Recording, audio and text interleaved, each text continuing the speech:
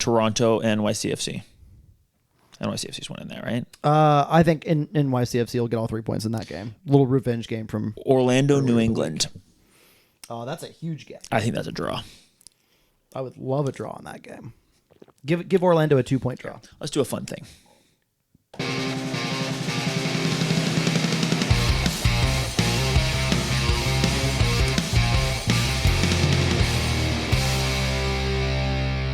Hello and welcome into the Section 109 podcast from my guest room, aka Studio Breezy. I'm here with Sir Mix-a-Lot, Bubble Juan, Matthew, who's drinking cold coffee. Warm coffee rather, while I'm drinking cold liquid death. And we are here to talk about some good vibes for a change, Matthew. CFC's win against Columbus 2. Yeah, that was a great one. How you feeling? Really good. I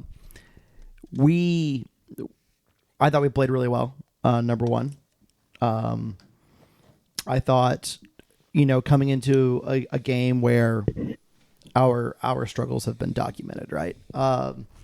Columbus hadn't lost a game. They'd picked up at least a point in every game of their last 12.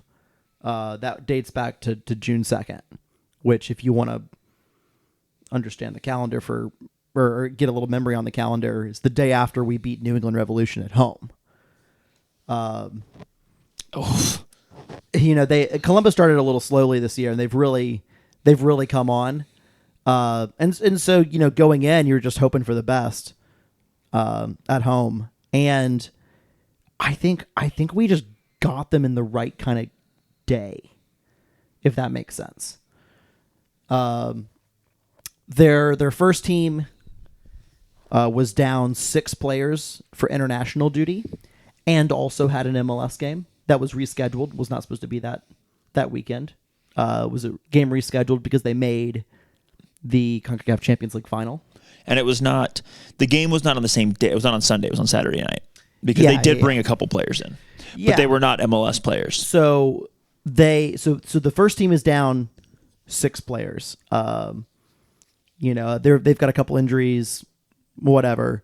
They ended up dressing 2.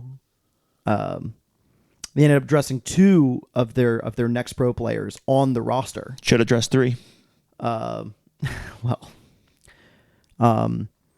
And just to get a roster of 18 for that game. And if you've been following at all, they only dressed 1 goalkeeper, who they traded for a few weeks ago in anticipation of this game. They only dressed 1 goalkeeper and didn't call in either of their next pro keepers. Why wouldn't they do that, Matthew? Because both had already hit the limit on short-term call-ups. They did not get special dispensation to have a 5th call-up, which they thought was wrong given the Olympic call-up period, which allegedly they fucked up. And didn't designate one as an Olympic call-up or whatever. So one of their MLS is so fucking stupid. One of their next pro keepers didn't even travel to Chattanooga. He just stayed in Columbus. I'm guessing because they had planned for him to be on the roster if he could be, and then just didn't travel. But they did travel 2 guys at some point after the MLS match. 2 guys that ended up starting. But their roster was not 2 keepers, to be clear. Yeah, their roster for our game was they had 5 subs total. That was it. And you see that a little bit if you watch across the league. There are some teams that travel with 5 when the first team's a little short. Yeah. But usually they travel with 7, 6, 7, or 8. Usually, oftentimes 8. But a lot of these teams are traveling the full 20 players or whatever. But sometimes when they're short, you're short. Maybe for injury, maybe for circumstances. I don't know. But I say all that to note, I think we caught them at the right, just kind of at a lucky time for us, which is, I love that. That's great. I hope every team is a little short every time they play us. So I don't think it was particularly lucky. I think timing is not the actual game. They didn't. How many MLS regulars do they normally drop to their 2 team to play? None. No, like this is kind of who they are. I guess they have some injuries as well. So that's what I'm saying. Like, I don't think it was I mean, like, there's certainly a little bit of luck to timing, but like, and both the guys. There are a couple guys that have gotten that get like regular minutes. I'm not as familiar with the crew as some others, but like, it wouldn't be uncommon for them, especially given a first team shortage, for no one on a first team contract to be with the 2 team. They're very comfortable doing that kind of thing. And if you look at Crew 2 and the history of Crew 2 in MLS Next Pro, the only 2 years of their existence, number one, this is kind of normal. Like they don't have a lot of first team players playing all that often, and they're really good. They won MLS Next Pro in 2022. They were finalists in 2023. They started a little bit slow, went on a big 12-game unbeaten run.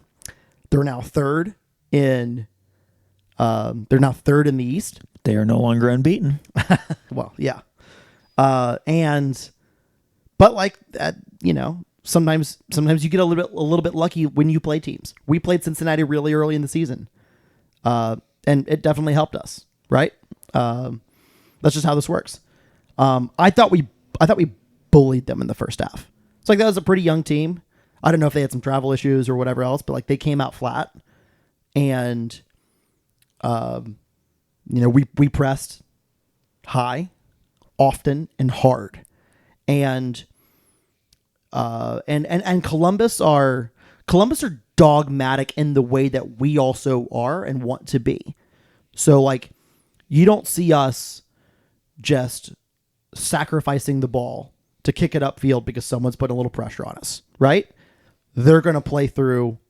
They're going to put it on the ground. They're going to play. They're going to keep finding their way, because the couple of times in that first half, especially, that they were able to finally break through into some space, they had some couple dangerous, danger adjacent type moments. But like, they're going to play this way, and we knew that. And I think we put together a game plan that was, okay, cool. Let's see if we can take it to you. Let's see if we can make you make a mistake and then take it to you. And I thought that first half we did exactly that. We had a shot pretty early on, coming from a turnover inside the box, that is blocked out for a corner. Alex McGrath picks one up off of the turnover, shoots it, doesn't get all of it. Yep. It's also like, you're just hoping to catch him off guard, and you don't, but like, statement of intent from the beginning with the pressing. Absolutely. And like, Columbus got a little bit better in those first few passes and was able to advance a little bit higher up the field most of the rest of that first half. But it's advancing higher up the field also when they made mistakes with the pass. Andres had a great cutout in that. Well, in the first half, he has a great cutout, and immediately knows that JP's in space, in behind and wide, and I'm sorry, not JP. That's the second half one. That Jesus is in space, because that left center back for Columbus was also advancing really, really high, and so he just gets it, plays it over the top into space. Jesus, great control. One touch with his head forward. Second touch is a chip over the keeper. It's just brilliant. Welcome back, Jesus. Welcome back, Jesus. Absolutely. So, and like, you have to play with the space that you're given. And Columbus wants to play a certain way. And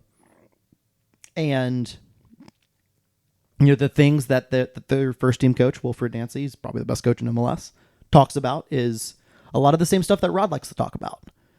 Wants control with the ball, wants to manipulate you into and draw you in, and then switch the field to attack in the right areas. Wants to be brave, wants to be composed, and we saw Columbus do a lot of that. His possession number is 62% for the game. So 38% for CFC's lowest of the season. Pretty wild. Which is crazy. And but we also saw a lot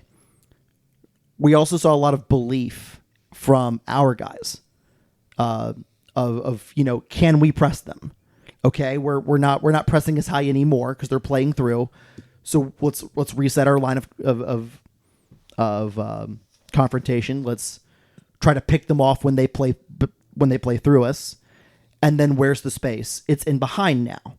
And so taking what the other team is giving you and working with it. And I thought we executed really, really well in those moments. I thought Andres had a fantastic game, probably his best game in CFC. Yeah, I was going to say the same thing. I was going to say it was his best game in a CFC shirt. He was brilliant. Joseph Perez on that right hand side. I know, wild.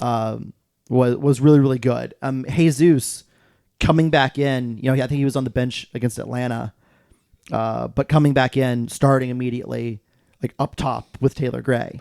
Jalen James off the bench was immediately extraordinarily dangerous. Absolute live wire coming off the bench there. And I really need to say this now. Massive shout out to Logan Brown. Duvan was not on the game day roster. And I heard he wasn't feeling well. And for Logan Brown to come in, who's started one game, the first game of the season, and I think in all the preseason games, and he made one appearance, I think, after that as a sub. He actually just so his second start of the year. He just made one last game, or 2 games ago when Duvan went out hurt. Logan Brown came in and played the rest of the game. Yeah, that's his one other. I'm saying that's his other appearance. Just to come straight in and to play, and he was pretty good, and he was safe. He was safe. He was tidy. He was cleaning stuff up. I thought they had it was a really good game. Pretty cool from a guy who made it at open tryouts. Yeah, absolutely. And not just him. We saw Robert Screen's first appearance in the league, coming in because JP had cramps. Played 12 minutes and plus stoppage time. Almost had an assist. Really close. Split second earlier, that's an assist. Split second earlier, that's a goal. It was just... that's how it would have been an assist. It was just really, really... It was just a hard-fought, workman-like performance from a team that was missing 3 players. And actually 4 players because Duvan. Something that I think happened in this game that was a little different. So we've played 2 teams in a row that are really good at keeping the ball. Atlanta, who's not been that good this year on results-wise, but they keep the ball really well. Yeah. They gave us our second worst possession outing and our worst half last game as far as possession numbers go.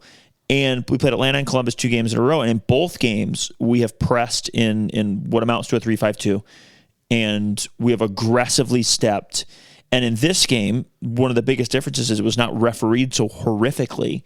And we were able to physically step, although maybe we took like a 0.5% off or whatever, so it wasn't quite as aggressive. But we forced them into so many turnovers.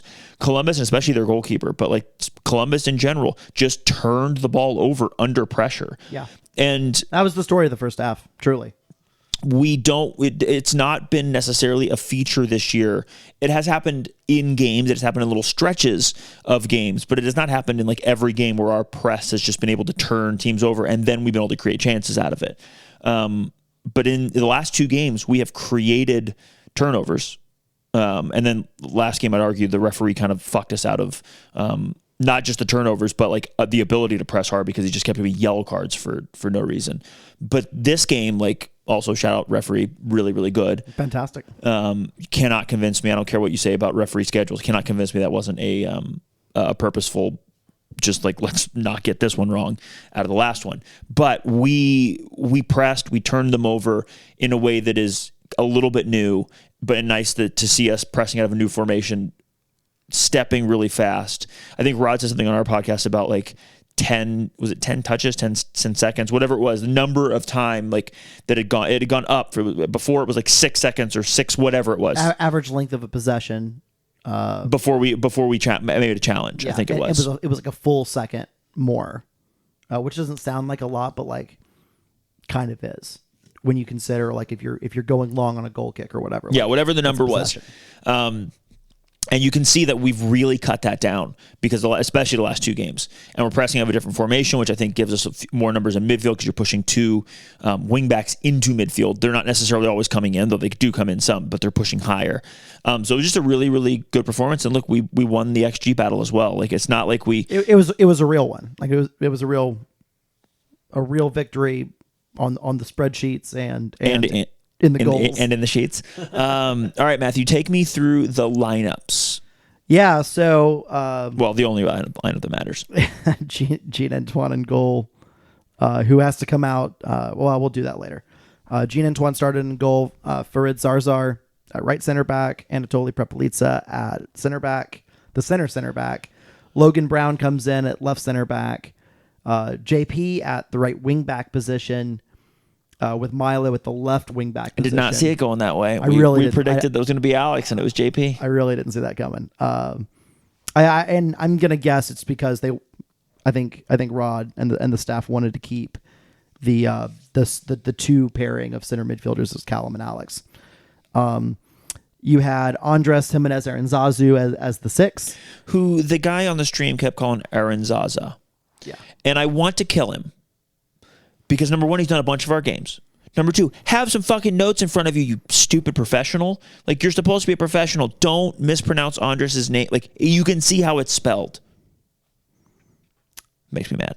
Alex McGrath and Callum Watson in the middle. Also, he called Jean-Antoine. You can call him Jean. You can call him Jean. You can't call him Joao. His name is not Joao. He called him Joao or Jao. Antoine. Even when he got sub, like, the whole time. Makes me so mad. That was Nisa level, dude. Don't do that. Up front, Jesus Sabara, Taylor Gray. Sub pattern. We're forced into making changes, I think, earlier than they would have wanted to. With Gene having to come out in the 65th minute.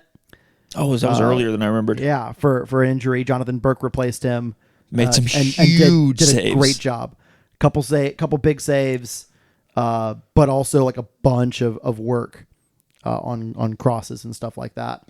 Yeah, he had a couple punches, he had a couple catches, but also he had the two really big saves. The one on the free kick, that's a really good save. Though actually had three big saves. The one coming across on the header which down. Is another one. That's the second one we've seen. The header down is unbelievable. By the way, I didn't see that live time because you were freaking out, and I had been facing the other direction because of something, and I didn't see that live, so I got to see it. And you had no words to describe it then, and I see why you had no words. It was just so good. Such a good save. And then he also had when he first gets in the game, like 2 minutes after he gets in the game, he makes a big save going left, and it was really good. It's not like the hardest most unbelievable save he has to make, but he has to dive, he has to track it. He just came into the game. Getting that first one I think really settled him down and ready for the moment. Something I told you during the game is that I told you no matter how this goes, for better or for worse, like I'm glad this isn't like a Gina started every single game all season and this is his second appearance or first appearance. Like he's played a bit, he's started a bit, he's been good. Yeah. So it just meant I'm sure it's easier for him to come in like that, but it's also easier for me as someone who's watching to go I'm confident that he's not going to come in with all these extra nerves and whatever else. Not that he's ever demonstrated that, but it's just, if you call Mike Paredes a goalkeeper coming into the game as a sub always is just different. It's not normal. Yes. Well, if you call Mike Paredes' name right now, who I have faith in his potential as a goalkeeper, but he hasn't played a single minute in MLS Next Pro this year. If he were to play his first minutes in MLS Next Pro, I would be very nervous about him being too up for it, as an example. Not that he has to be, but that would be a real thing that could happen. I wasn't at all worried about that for John in the biggest game of the season so far. By the way, that was double-digit appearances for John Burke. Nice, hell yeah, in the league this year. So that John Burke sub happens in the 65th minute. They go ahead and make two other substitutions to take advantage of the window, which I thought was really interesting. Good. I didn't realize it was the same window. Gene was down for a long time. Yeah, you've got Jude Arthur came in to replace Callum Watson, and they switched the kind of lone 6 and 2 8/10s to become a 10 and 2 6s. Jude played alongside. Because we were still winning 1-0 at this point. Yes, and then It comes because the goal comes later. We get the second goal in like the 71st minute. It wasn't long after. Nice. And also at the same time, Jalen James comes in for Jesus Ibarra. I was certain Jesus did not have 90 minutes in his legs. I was surprised to not see him come out at halftime just because he's coming back off such a long injury. But he obviously made it to the 65th. And then were you surprised to not see Marcus come in? I was I think that surprise went away when he didn't start. Because, I mean, look at how the game ended up like playing out. Columbus had a ton of the ball, and we really our best soccer was in the press and in transition, which is not exactly Marcus's game, right? And so having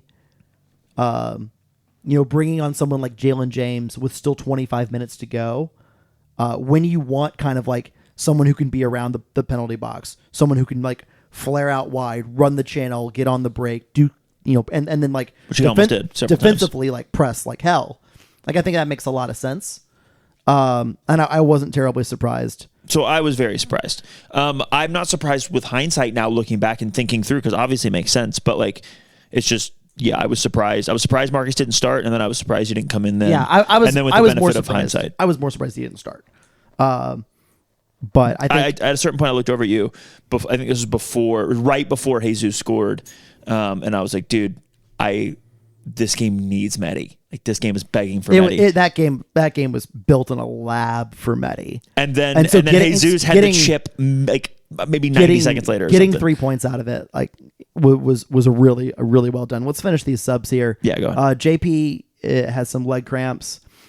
Absolutely put in a shift. He gets subbed out in the 78th minute for Robert Screen, and then late into stoppage time, Taylor Gray is subbed for Marcus, and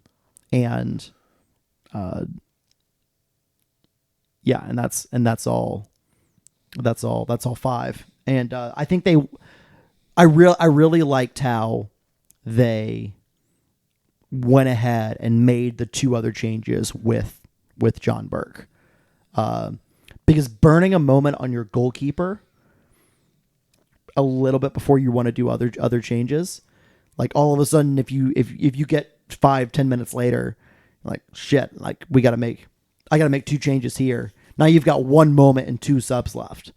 And I like, this is not historically a Rod Underwood type thing, but I personally like being aggressive with your substitutions since you have 5 and 3 moments. I agree. Obviously completely agree. We didn't have a ton of our regular depth, with three red card suspensions plus a center back not making the match day roster.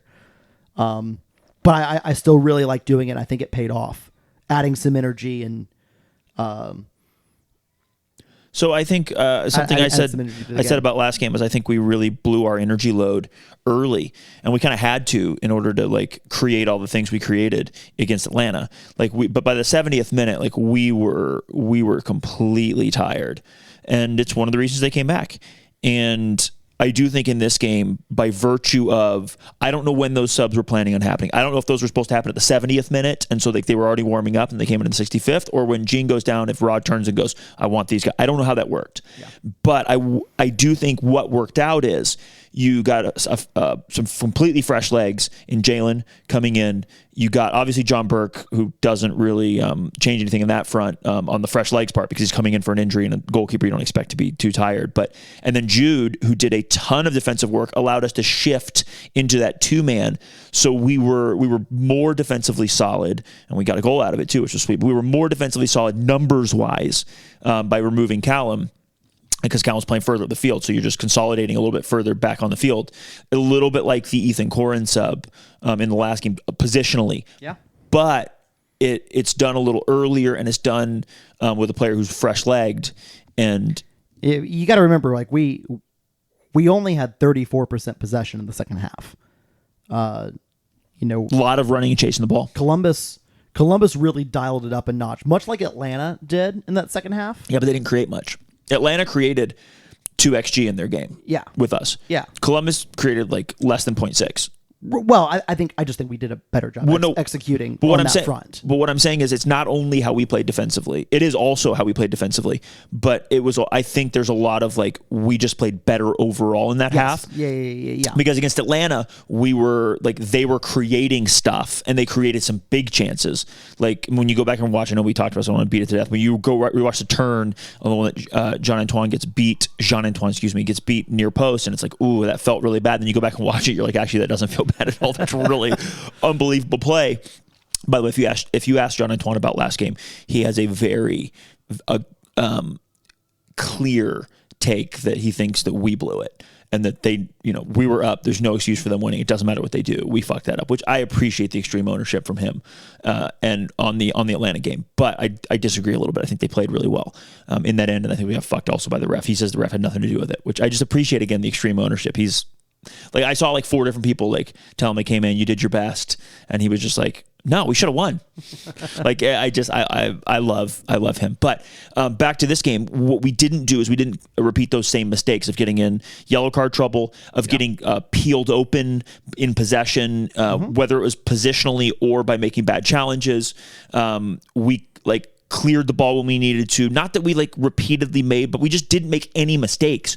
We just did the right thing. And when Andres steps 5 minutes after that, which I'll let you take me through the 2 goals, when he steps out and plays that ball over top, we're already getting it. It's Joseph Perez is a left wing back / left back who's playing on the right side, getting into space and getting an assist, on the break, in transition, getting vertical, which what did we talk about a couple games ago, getting vertical, getting vertical is a thing we haven't done much this season, and it's a cheat code in this league.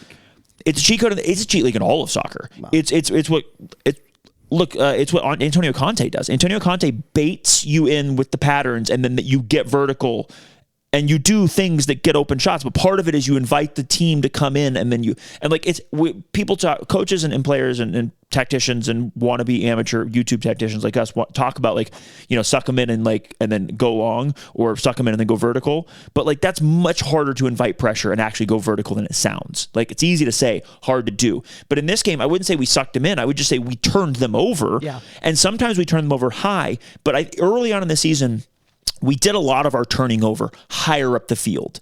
And we did some of that in this game. But also what we did in this game that we haven't done in most of this season, we turned them over in our half, but then we immediately got vertical. Not in a hopeful ball over the top, in a precision ball. You can see both of them from Andres, but there's a few others into the channel. Both of the goals come from Andres intercepting a pass and playing, understanding, taking where one touch and playing everyone it. on the field was. So good. And so intercepting, shifting his body, already turning his body into the right type of space so that he has an angle. It's so good. And then first goal, playing over the top for Jesus. Second goal, and he tried this a couple of times that didn't actually come off as well. And then second time, he's playing just a diagonal to JP. Who's in all the space in the world, who plays a perfect ball with his right foot across. I thought in live time that Jalen got the back heel off. By the way, that is a stonewall penalty if Milo doesn't tap it in. I don't think it's getting called, but I'm just telling you, I've rewatched it a bunch of times just to make sure my eyes aren't deceiving me.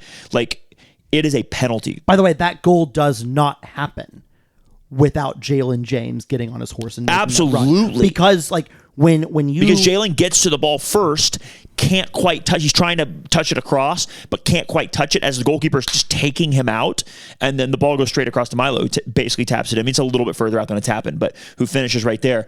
And but it is created by all three of them: by Milo being in the right place, making the run; by JP doing the great thing, obviously by the pass, so the 4 pieces. And then if Jalen James isn't making the run in the middle, that ball gets cut out by the goalkeeper the defender, somebody. Even if Milo is still in his exact same position, if Jalen is not there, it's not a goal, which is why it's so important if you're going to be a team, when you are a team that is putting in a cross in that type of moment, that they talk about, you need a near post run, a back post run, and then a run that arrives a little bit later, The Frank Lampard center run. of the box. The Frank Lampard run. Sure.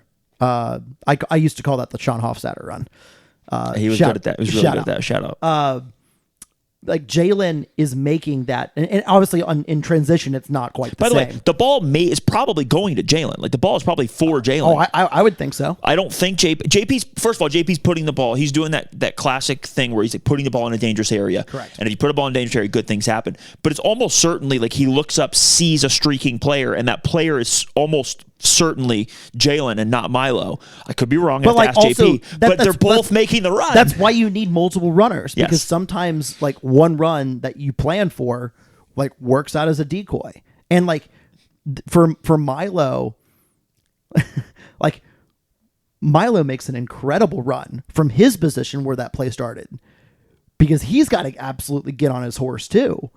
And it all works out really, really well. And it's a great, fantastic team goal. And then the celebration is, because it's Milo, is just so chill and smooth, because for whatever reason, I've seen him get like, you can see sometimes in his play when he'll throw a challenge in that he's maybe a little bit upset. And I don't mean like a super reckless, but like he's trying to like put a little extra on a challenge or whatever. But you never see him like, I've seen him one time he jumped up and like fist bump, but like a lot of times he scores and he just kind of jogs and gets like, which he just has a little bit of that Barcelona jog energy after he scores. Remember, which I love. Remember when we had Summer Hernandez on the podcast and she was like, yeah, whenever I soar, I'm just like, so tired that I just don't do anything. She's like, I don't want to waste any energy right now. Yeah. I wonder if Milo's like that a little bit. I definitely need to ask him. All right. So I need to pause right here because I drank too much coffee. I'm going to go take a tinkle and then I'm going to return. This is great podcasting. A few moments later. And we're back. Apologies for that slight delay. Matthew, take me through in detail, if you're willing, both of those goals, if you want to go in any further detail than we just went. I think we're good. Do you want to talk about Jesus just a tiny bit more? I mean, just like the amount of control and sharpness that he had on him in his first game back in like 3 months is pretty awesome. It's also like, watch it if you haven't watched it back. Like, watch it a few times back, because it's disgusting. Yeah. Like, it's not one of those chips, and like, listen, the chip goes in the net, like everything's fine, whatever happens here. But like, it's not one of those chips where the ball, like hits the ground before going in or anything like that. He puts that thing in the literal corner. Mm-hmm. Yep. Like, and I mean, kind of close to a little uncomfortably close to the post, actually. It is like just a perfect trajectory, perfect placement. Absolutely nasty, and deserved, because he was on one from minute one, coming back in. So I would like you to play this fun game with me. I'm gonna give you some games. Are we switching gears here? Yeah, unless you have a lot more. Unless there's something else you want to talk about in this game. Only other thing I want to talk about in this game is or two things. Number one, the Columbus' center forward. I thought Tolley did a great job on him. That's a big fella right there. That is a big fella. He's pretty good. He made Tolley look not that tall, which is wild. Yeah. I thought Tolley did a great job in that game. The other interesting one was Columbus's goal. Just because, like, the way that play develops, if you just kind of like look up and see the cross coming in, you're like, wow, where the hell did that center forward come from? That's the left center back. That is the left center back. I watched this a bunch. In the run of play, just occupying, like continuing his run, occupying a space that the center forward had vacated, and just being in the right place at the right time. It's also not just the right space at the right time. It is that, like, they have a player come across, drag the defender. It is that quintessential Columbus thing of just, and the thing that we also want to do and be, of just, play the position where you are for that amount of time. Positional play. That's an 18-year-old with a really high soccer IQ. And I was I was really pissed in the moment. But watching back, like, yeah, there's a lot of stuff we could have done better on that, in that sequence, right? But like, also, it's a really, nice, really good. It's a nice reminder of like that's the shit I want to do. Yeah. That's the kind of shit I want to be. Absolutely. So 2-1 win.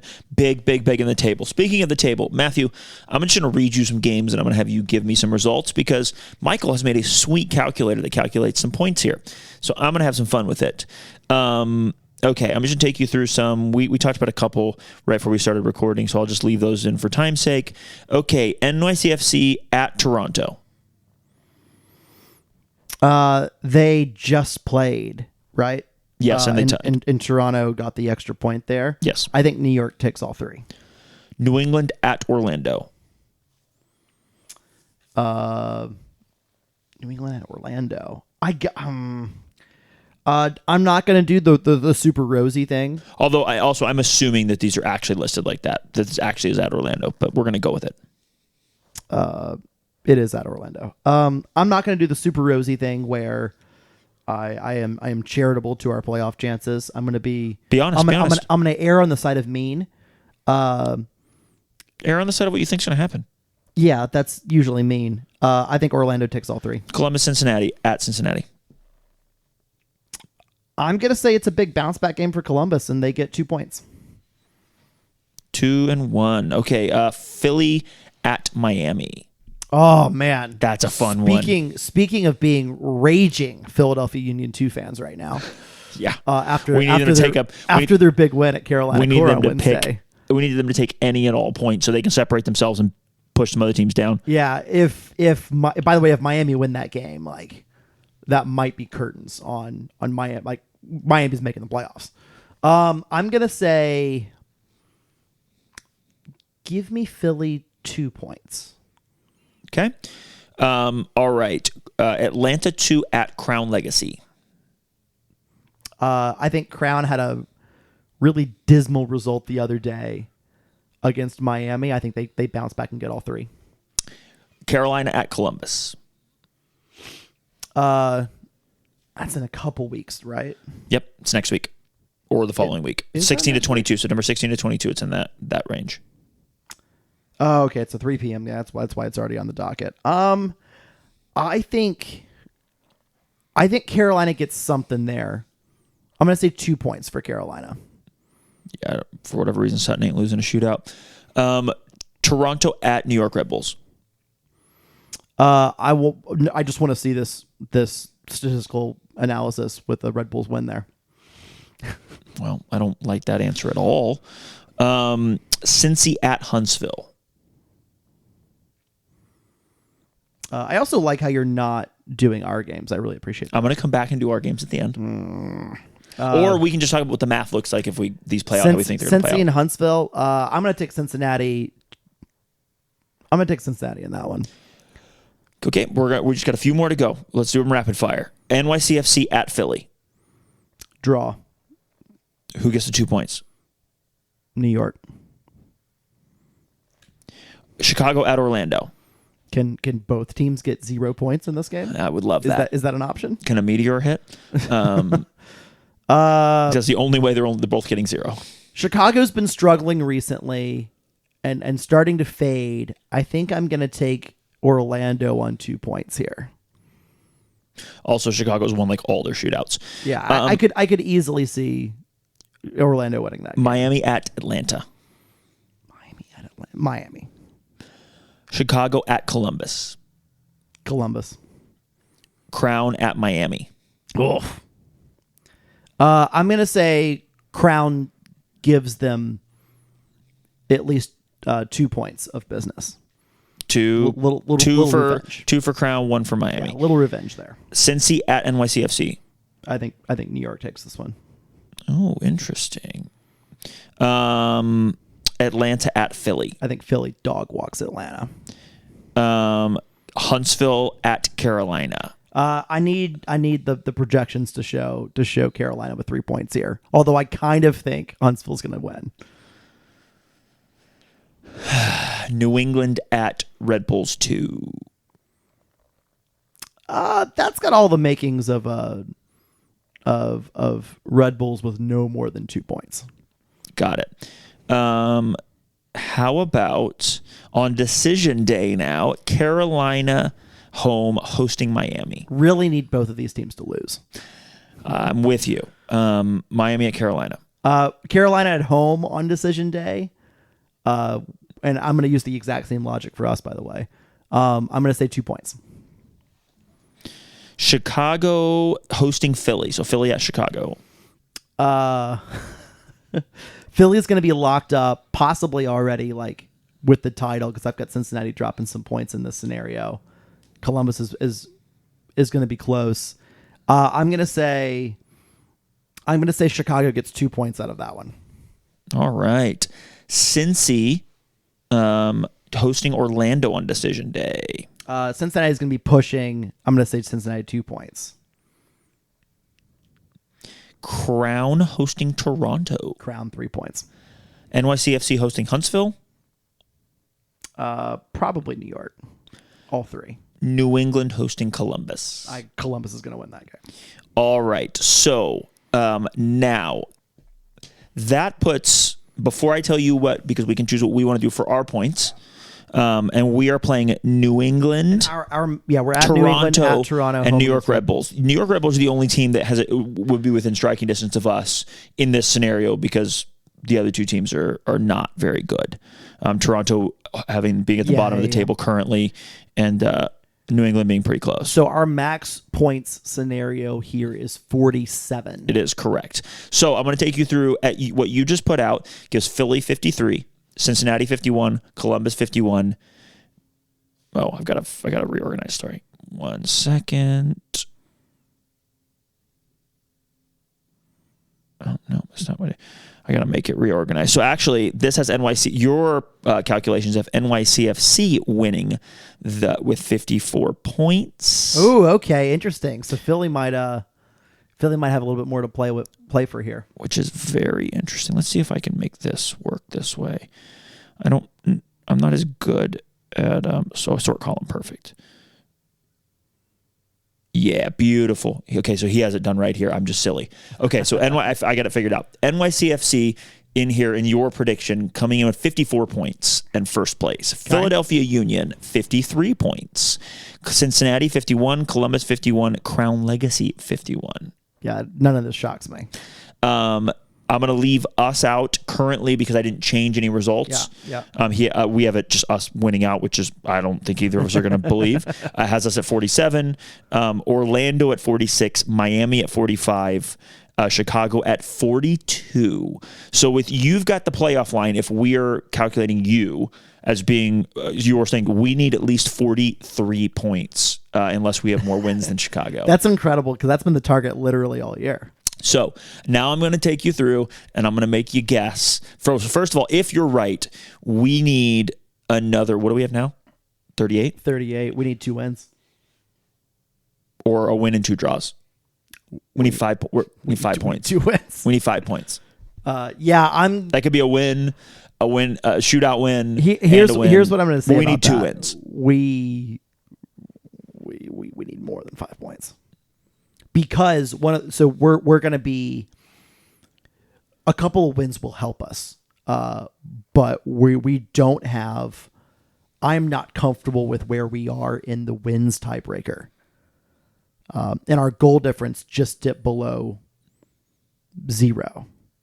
Now a couple wins, it'll go above, right? But and our wins tiebreaker will be in better shape than it was.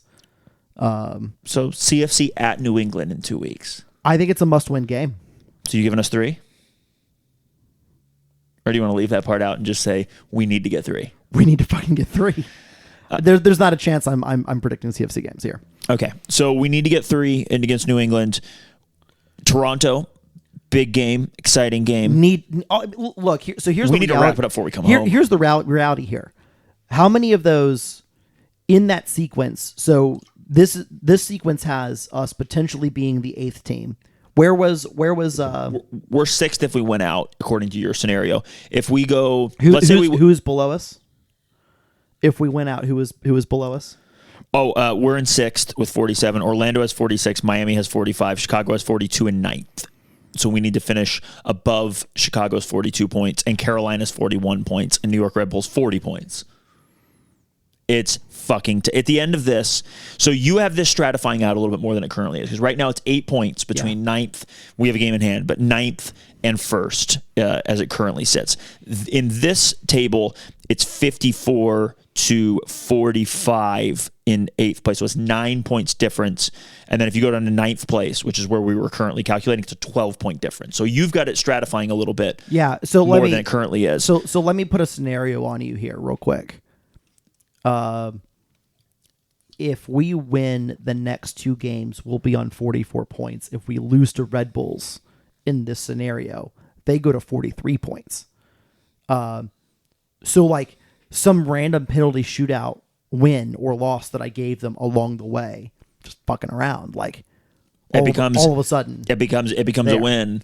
And yeah. Which is why just win, baby. Like you just like we do not control our own destiny unless we win. Unless we just win out. No, I'm not saying mathematically we're going to make the playoffs if we win out, but it's going to be really tough. If we get to 47 points, correct. It would be shocking. This is not a mathematical calculator in the sense that like I would have to sit there and enter in the random stuff all the way through, right? But I find it really hard to believe because we have not been mathematically eliminated. I don't think we would be mathematically eliminated in any case if we win 3 straight. Correct. With 47 points is going to be enough to make the playoffs. 47 points gets us in. Almost certainly. But there are scenarios where 47 points actually doesn't get us in. I don't think that there are, actually. It would require 47 to be the lowest and one of the tiebreakers. It's definitely not going to be the lowest by itself. But also, I don't have the real math to... Actually, you know what maybe happened is Carolina's loss to Philly might have actually been the thing to tip that back to we control our own destiny. My math isn't mathing right now. So here's what really matters though. Like there's not a clear path to us making the playoffs without either. What are the games this weekend? We have so the Carolina Philly game already happened. We have New York Red Bulls at Chicago. Chicago hosting New York Red Bulls. Crown Legacy going to Carolina. Which we desperately need Carolina to lose. Huntsville going to Atlanta, NYCFC going to Toronto, New England going to Orlando, Columbus going to Cincy, and Philly going to Miami. Some big games here. That's a slate right there. I mean, listen, we are big Philly fans this weekend. Yep. We're big Philly fans. We're big New England fans. We're big Crown well. I think you have to accept that Crown's probably going to do the thing. Yeah, so I'm going to because how many points are they on right now? This is 40. This is easy.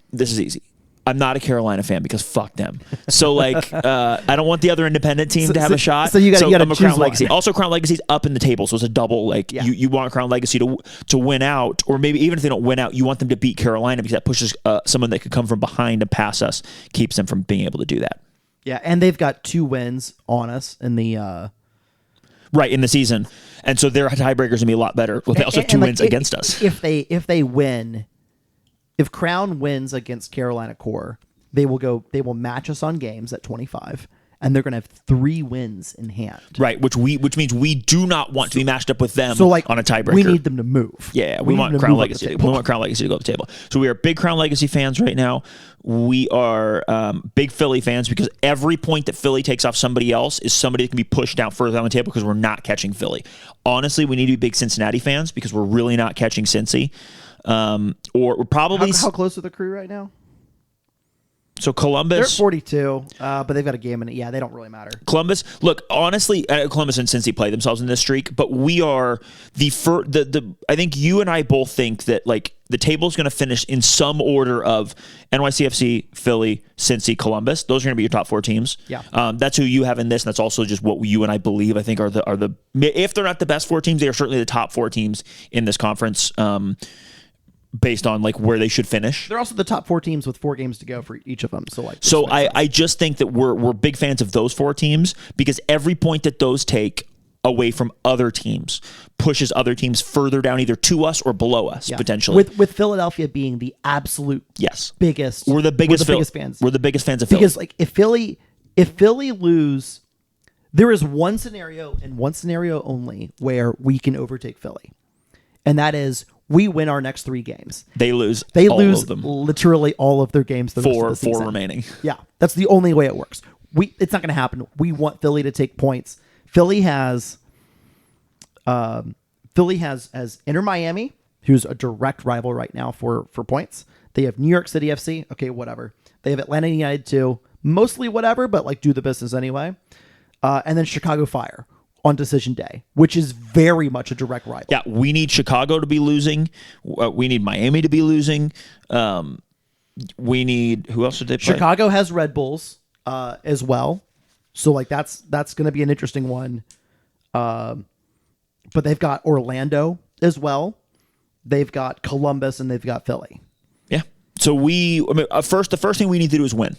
That's all. If we just win the next 3, none of this stuff matters. But we got to win realistically 2 of the next 3. We have to win. Without a doubt, we have to win 1. And it's possible that winning 1 and drawing the other 2, or winning 1, drawing and getting 2 points might be enough. That could work out. But really, we need to win 2 more and hope that we don't just get fucked. We need to win all 3. I mean, we need to win all 3. Sure. But also, the other thing is, if you're going to pick which games you win, which you don't, but and realistically, you just need to win 2 or 3. I'm telling you which games you want to win. It's the next one and then the one after that. Because I want points on the board. Okay. Points on the board is the most important thing in this league. Because anything can happen to anyone on any given day. Could not agree more. I'm just going to point out that we do face one rival for our spot on decision day. And it would be nice to have it wrapped up before then for our hearts. Yeah. But I'm just telling you, that game, as far as points, like in the head-to-head race, matters more than anyone because they may be our direct rival. They could easily become our direct rival for 8th place in the playoff race. So I just wanted everyone to know. I mean, right now they're on 33, but like Red Bulls are. Yeah. But I just want everybody to kind of know where we stood points-wise and playoff picture-wise. We got one more home game. I'm going to miss that home game, unfortunately. I need you guys to go absolutely just bananas at that game. I need it to be loud and good, and I need the boys to feel it. But before that, you and I are going to both of the next 2 games. If you're not going to Toronto, think about it. It's going to rule. We made that pitch last time, but like, just trust me, it's going to rule. New England's going to be fun. Hopefully we pick up 3 points up there. And you know what? If we lose the next 2, it was nice knowing you all. It's been a good season. It's been a good season. We're right back in the thick of it, though. That Columbus win genuinely changed the season outlook. Yeah. At least for a week, it made a lot of things possible. Yeah. Made a lot of things possible. Listeners, viewers, thank you for listening. Thank you for watching. If you're not watching on YouTube, you can see my moderately beautiful face and Matthew's very beautiful face. And we will catch up with you guys soon. Peace.